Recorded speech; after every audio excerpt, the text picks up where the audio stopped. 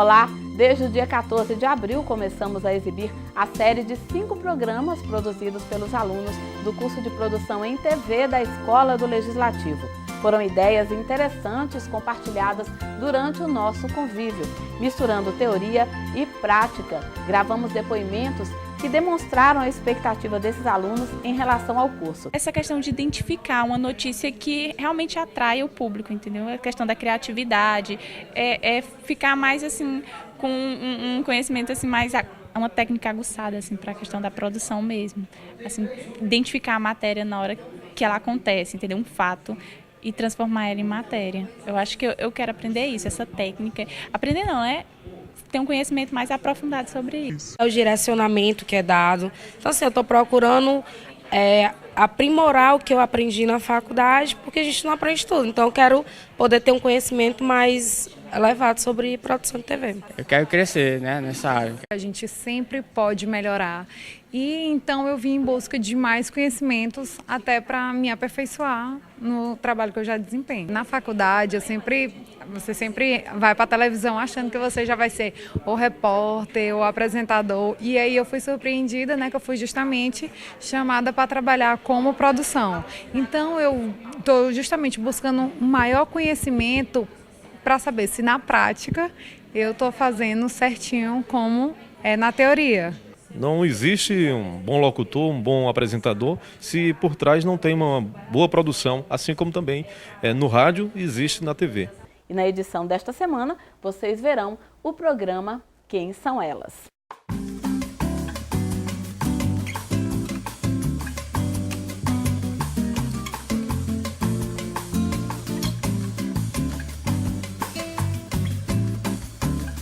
Tá na hora de falar dela.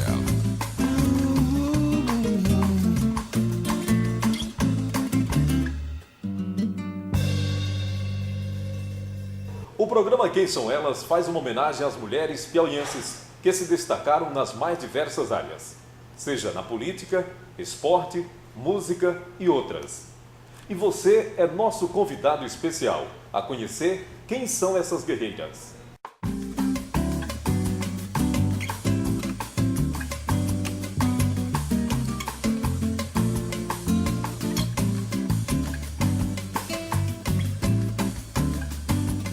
Falar dela.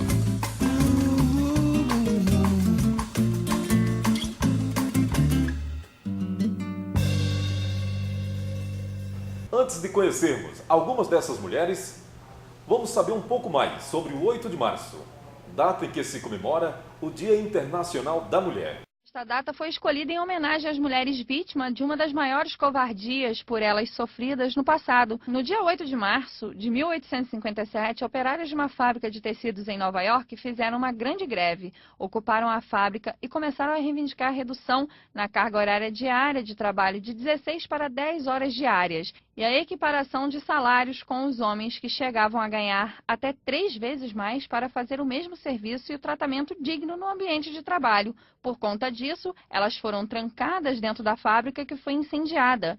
130 tecelãs morreram carbonizadas num ato totalmente desumano. Em todas as áreas é possível ver a presença da mulher. Desde os primórdios da humanidade, a mulher luta por um reconhecimento social.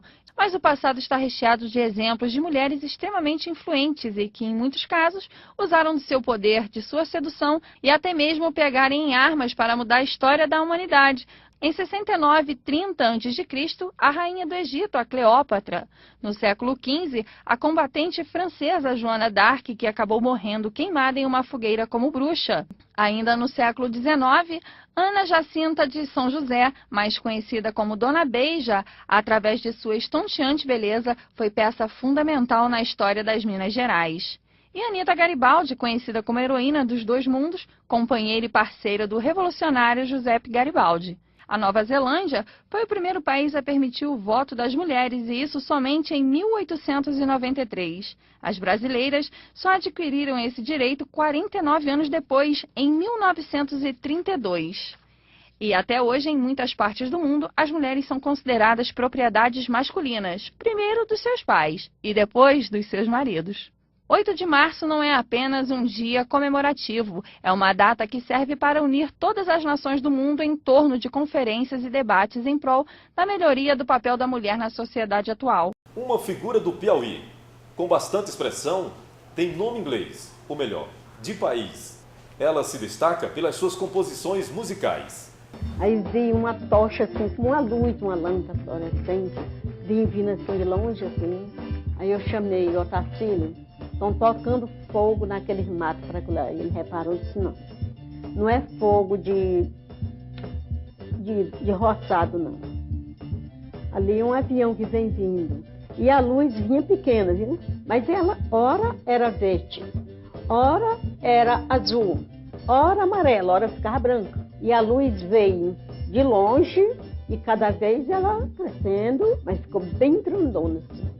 E ficou na altura de um posto. E dentro daquela luz tinha um homem e uma mulher. Aí eu contei para o Otacílio, Otacílio, reparar que tem 2 pessoas dentro, é 2 bombas. Sai daí, o céu nada. Aí nós entramos, deitemos. Nessa noite, bem pouquinho dormiu, pensando naquilo, o que era, o que arrumação aquela. E quando eu dormi, aí chegou as 2 pessoas perto de mim, e eu imagino que eles já vinham sabendo do meu nome, que nós não se comuniquemos antes. Aí ele chegou e falou, Maria, vamos cantar, e daqui para adiante você vai fazer letra, música e vai ter o dom para defender. Eu digo, eu não sei cantar. Ele disse, nós canta e você me acompanha. E outra, Maria, você vai sofrer muito. Você sofre muito, mas vai vencer. Agora vamos dar a volta.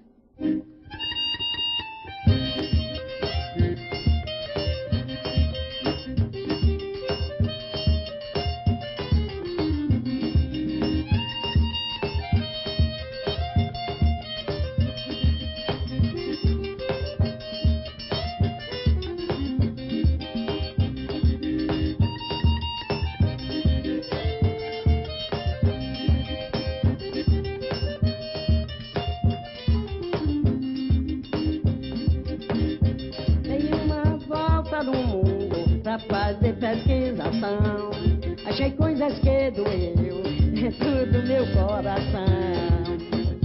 Tem uma volta no mundo pra fazer. A mulher continua a todo instante conquistando espaço na sociedade. Um dos grandes exemplos atualmente é a presidenta Dilma Rousseff.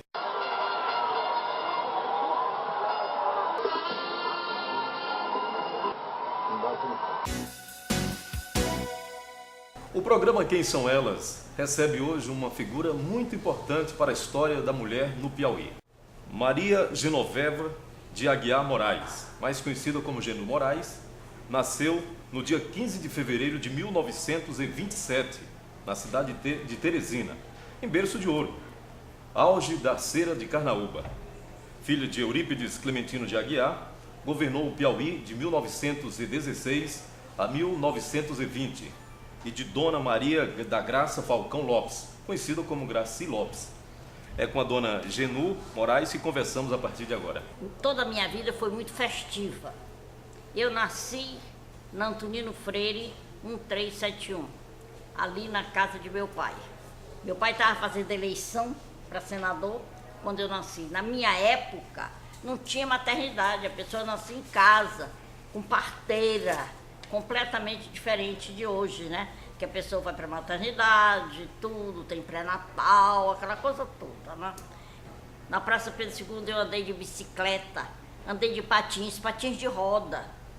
E depois maior, tinha os meus flertes, que hoje em dia ninguém flerta. O que é flerte? É namoro com os olhos. Hoje ninguém tem tempo disso. Hoje é tudo no ficar. Eu até gostaria, né? Fosse da minha época. Mas eu estudei em colégio público, no Barão de Gurgueia, ali na Praça Saraiva. Tive como professoras a dona Dagmar Rosa, filha de Miguel Rosa, que foi governador do Piauí. E dona Anaí Freire, professora Anaí Freire, minha prima, filha de Antonino Freire e de Elvira. A tia Elvira era irmã do meu pai. Depois fui para Belo Horizonte. fui rainha de estudante, fui uma pessoa de coisa, sempre uma vida muito boa, muito alegre. Quando nós estudamos em Belo Horizonte, meus irmãos José e Milton e eu, nós tínhamos um padrão de vida superior ao padrão de vida dos Zé Buzeiros de Uberaba. De modo que meu pai também era muito largo e concedia essas oportunidades para a gente. Agora, peguei, naturalmente, período difícil, porque em 1930 meu pai era senador, e aí foi cassado. Getúlio Vargas, quando assumiu, cassou, fechou o Senado, deputado e tudo mais, eles voltaram do Rio de Janeiro, que era diferente. Hoje não, hoje todo dia eles estão por aqui, deputado, senador. Naquela época não, em 30 não. Eles iam no princípio do ano e voltavam só no fim do ano, né? A senhora usa sempre uma frase de que a época atual é sempre a melhor melhor dia época, de hoje. os melhores dias. Por que dessa afirmação? Vou lhe dizer, eu tenho 85 anos. Não minto minha idade, não nego. Por quê? Porque as pessoas da minha época já morreram. Poucos estão aí. Eu também não vou mais a enterro, que eu acho muito triste. Eu lamento profundamente que a vida é tão boa, né? De modo que eu tenho uma alegria de viver.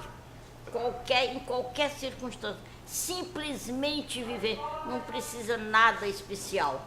A vida para mim é um encanto. Os meus filhos são muito gentis.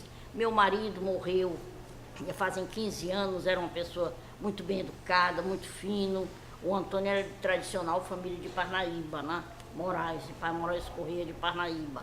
Morei em São Luís muito tempo, tinha minhas amizades lá em São Luís, de modo que eu não acho que tenha nada que deixe a gente desesperada. De maneira alguma, a vida é muito boa. É verdade que uma amiga da senhora chegou aos prantos na sua casa, se lamentando que o marido dela teria morrido, e a senhora falou assim, que bom, agora você pode aproveitar casando novamente. Não, tem muita lenda a meu respeito, né? Eu sou muito cautelosa, não vou dizer uma coisa dessa. Claro, que com ar de brincadeira, claro. Eu sou muito cautelosa e respeitadora das pessoas, né? Mas eu acho que o que é que a gente pode fazer diante do irremediável? A vida continua, né? A vida continua, né? No outro dia o sol nasce, se põe, não é? Não tem nada que possa... Falando em época, também as histórias, através dos seus relatos, enfim, das declarações, dão conta de que a senhora naquela época, inclusive a sociedade recriminava, porque a senhora, em determinado momento, teve 5 namorados? Ou mais. O meu pai, uma vez, chegou muito preocupado para minha mãe e disse, Gracinha, eu estou preocupado. Minha mãe que disse para o meu pai, estou preocupada porque estão dizendo que é Genuzinha, porque Genu era minha avó, né?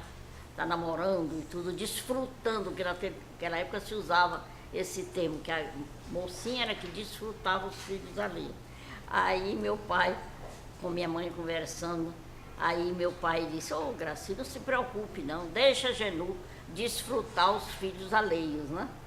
Mas era um namoro só de flerte? Era só flerte, porque as moças da minha época de família se casavam virgens, era o costume da época. Não era assim uma imposição familiar, era um costume da época. A gente ia para a Praça Pedro II, ficava na praça até 7 horas. Começava às 7 horas, ficava até às 9, 9 horas tocava a corneta, todo mundo ia para casa. Era vida diferente. Hoje, você sabe, a menina de 15 anos já tem uma pessoa com quem sai, firme, tem relações sexuais e tudo. Na minha época, não. Hoje, como a senhora analisa, então, a vida? Acho muito bom. Eu queria ter a idade, ter 15 anos hoje, 18 anos. Eu estava ficando. Era? Mas a minha época foi diferente. Aproveitar essa época, principalmente essa época, a era da informática, da tecnologia, a senhora tem que se adaptar também a esses novos costumes? Todos. Eu acho... Eu tinha dito que eu não ia comprar computador. Não, não vou. Aí minha filha mora nos Estados Unidos. Os outros 2 moram no Rio. Rio, São Paulo, Brasília. E eu então entrei na informática. E a senhora tem um Facebook também? Ora, lógico, eu recebo mensagens. Isso mesmo. Agora mesmo essa entrevista que eu dei ao ensejo do Dia Internacional da Mulher, Eu passei para muitos amigos meus, amigas. É possível disponibilizar o endereço da senhora para alguém que queira também adicionar a senhora no Facebook? Lógico, mande seu nome. Aí eu aceito. A minha filha lá do Rio é que diz assim, eu fico deletando a metade. Mas eu gosto muito, pode mandar. Endereço, a senhora se recorda do endereço? Genu Moraes. Genu Moraes. Hotmail, @hotmail.com. O computador é muito interessante, você se comunica com o mundo todo. Eu tenho uma amiga 10ª, que hoje ela mora na Suécia. Eu mando notícias para ela. Eu era missivista, adorava escrever. Morando ali perto do correio, aí eu mandava as cartas. Mas agora não, agora eu estou usando também muito o computador. A senhora acha também que com a tecnologia, a questão da carta, os correios, o telegrama, que antigamente se usava bastante, tudo isso foi esquecido hoje? Mudou muito. A tecnologia tomou de conta? Poucas pessoas usam correio. Eu ainda uso, né? A senhora ainda usa até hoje? Quando eu vou aos Estados Unidos, eu compro aqueles bloquinhos lindos, com enfeitados, com florzinha, acho aquilo uma beleza. Eu tenho sempre um papel de carta muito bonitinho para escrever. Agora eu passei, quando eu voltei para Teresina, eu olhei o arquivo de meu pai. Livros, jornais, revistas, cartas, que ele tinha juntado durante a vida dele toda.